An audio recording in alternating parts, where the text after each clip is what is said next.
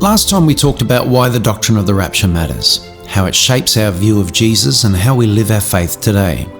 Today we're digging into the four main views on the timing of the rapture. Why? Because understanding when people believe the rapture happens helps us understand why they view God, suffering, and the end times the way they do. Let's walk through each one briefly.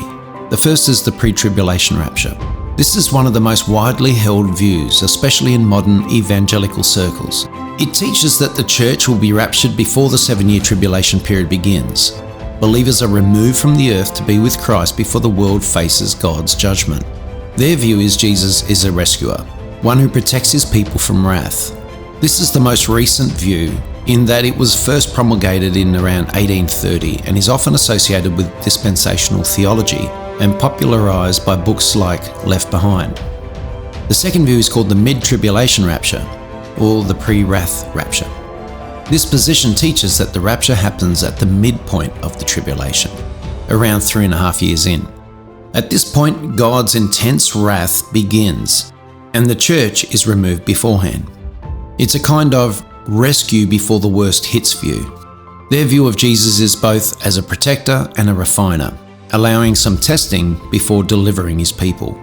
It is a minority view, but one that tries to balance biblical warnings with God's mercy. Then there's the third view, the post-tribulational rapture. This view holds that the church endures the full 7 years of tribulation. At the very end, Christ returns visibly, and the rapture happens simultaneously with his second coming. The view of Jesus is as a sustainer and a comforter, one who walks with his people through suffering and then returns in glory. This is the oldest view, going back to the earliest church fathers like Irenaeus, Tertullian, and Augustine. The fourth view is the Preterist view. This view is the most unique of the four. The Preterist position teaches that much of what we call the tribulation already happened, specifically in AD 70, when the Romans destroyed Jerusalem and the temple. According to this view, the dramatic language in Revelation and Matthew 24 refers to the historical events from AD 70, not future ones. Some who hold this view don't expect a literal rapture at all, because they believe many prophecies have already been fulfilled. Each of these positions is backed by thoughtful scholarship and sincere biblical interpretation. So why walk through these different positions? Because knowing the distinctions sets the stage for a deeper biblical discussion.